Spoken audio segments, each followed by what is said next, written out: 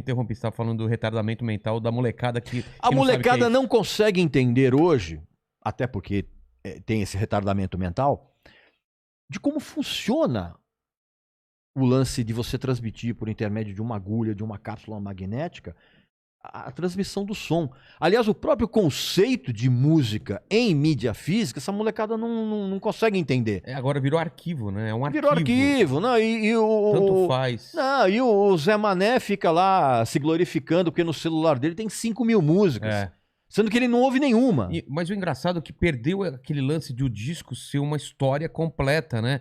Que você pegava um disco, escutava. Hoje em dia você escuta uma música aqui, outra aqui, você não entende o que aquele disco representou, né? Você sabe o que perdeu? É. Que é uma coisa que pra mim e pra minha geração, quem tá assistindo o nosso programa hoje sabe muito bem, o que foi perdido foi a importância da música como transformador, como elemento transformador de vida. É. Então eu, por exemplo, na minha infância, na minha adolescência, se eu não tivesse me ligado em música, hoje eu seria, sei lá, um cara completamente diferente, um Amaury Júnior da Que vida. te levava a pesquisar, ir atrás daquilo, entender. Era isso e era também um lance de você se sentir diferente. Assim, nos anos 60, eu posso falar isso porque é a minha infância, nos anos 60, quando você se ligava em música, e principalmente na virada para os anos 70, você se sentia diferente dos outros. E isso sempre foi uma sensação muito boa. De você se sentir a parte de todo aquele bundamolismo que já tinha, aquela caretice, como a gente falava antigamente. É. Então era uma coisa de você também se inserir dentro de turmas. Então eu lembro na minha adolescência tinha a turma dos roqueiros. A gente pegava os discos, a gente botava embaixo do braço e ia pra casa dos amigos, Cara, ouvir eu lembro junto. disso. Alguém trazia um disco novo, era uma coisa absurda, Não, cara. imagina. Eu lembro aquele disco branco era do Dead Kennedys? O vinil branco? Nossa, quando eu vi Fresh Fruits cara, for Rotten Vegetables. Exatamente. Aquilo lá fazia um sucesso nas festinhas, então, cara. Pois é, então, mas isso nas festas. Mas assim, até um pouco, bem antes disso, a gente se reunia na casa dos amigos. Então a audição era coletiva. Então você trocava impressões com os teus amigos a respeito do que você tá ouvindo. Hoje não, cara. Hoje a molecada fica lá, né? Naqueles queimando calorias solitariamente lá nos Xvideos da vida e fica conversando por WhatsApp. Mas como que era na sua época, por exemplo? Como que chegava um disco fora do mainstream? Como vocês conseguiam um disco? Era alguém que conhecia alguém? Como que era? Não, assim, na minha infância... A gente dependia da loja de discos do bairro. Então, ficava sempre numa papelaria. Ah, é? Não tinha. Antigamente você tinha algumas lojas de discos. No centro, assim? Ali na Rua Augusta, por exemplo, você tinha a Hi-Fi, que era famosíssima, e você tinha o Museu do Disco, ali na Dona José de Barros. E hoje não tem mais. Então, quando você era moleque, como você tinha uma dificuldade de locomoção, você não tinha dinheiro para... não existia isso. Eu, por exemplo, eu passava fome na escola. Minha mãe dava dinheiro para eu tomar lanche. Eu passava fome na escola porque eu ficava juntando para poder comprar disco. Caramba. E aí você Era caro o disco naquela época? Era caro.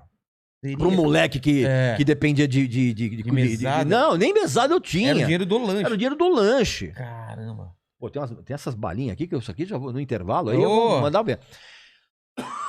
Perdão. E você tá falando de moleque, que idade você tá falando isso? Tô falando com 10, 11 anos de idade. Cara. 10, 11 anos de Seu idade. barato já era disco nessa... Já, cara, já. Eu não lembro quando eu comecei a me interessar por disco. Mas eu acho que é isso, sétima, oitava série, eu acho. Que era... Quantos anos você tem na sétima, oitava série? 13, 14? Não, por aí? acho que já iam um pouco mais. Mais, né? Um pouco mais. Quer dizer, varia muito isso, né? Então, você dependia da loja de bairro.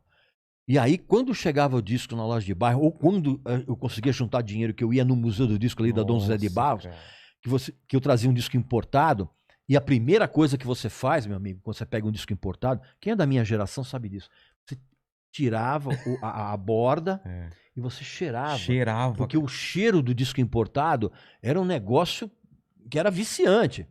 Quem é da minha idade sabe disso, já fez muito isso.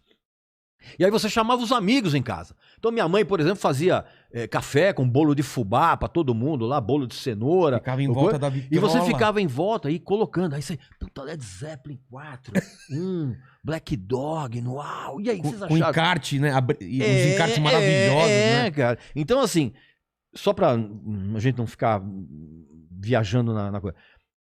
Era uma época, cara, em que a música ela foi um elemento fundamental como transformador de caráter. E de formar comunidades, né? Em torno da... Hoje não, bicho. Hoje a molecada ouve música, bicho, como trilha sonora pra uma outra coisa que ela tá fazendo. É verdade, né, cara? E não vai até o final da música. Isso que eu... Cara... Não vai. Me dá uma raiva quando eu tô no carro, a pessoa não deixa tocar música no final. Ah, olha essa daqui. Cara, deixa tocar a música no final. Pois é, não. Minha mulher é assim, cara, ela fica passando pra frente as músicas. Escuta essa daqui, escuta essa aqui. Cara. Mas por que você acha isso? É ansiedade? É falta de... Não, cara, É que virou outra coisa, né?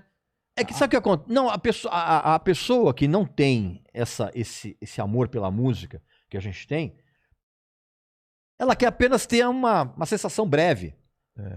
Eu ouvi isso aqui.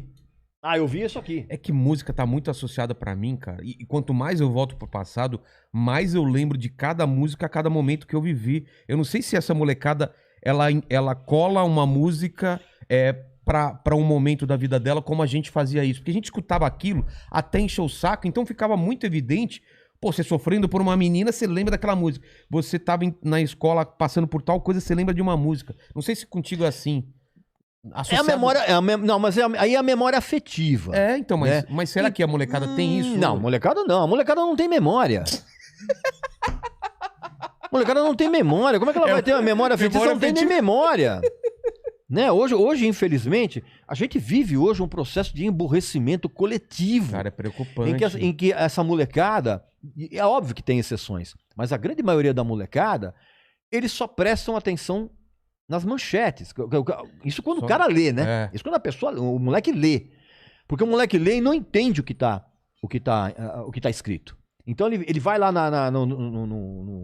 nos portais de grande comunicação, quando ele lê a manchete. Exatamente. E nada mais. E aí os portais de comunicação, sabendo que tem um grande público retardado, o que ele faz? Ele coloca nas manchetes chamadas para leitores retardados.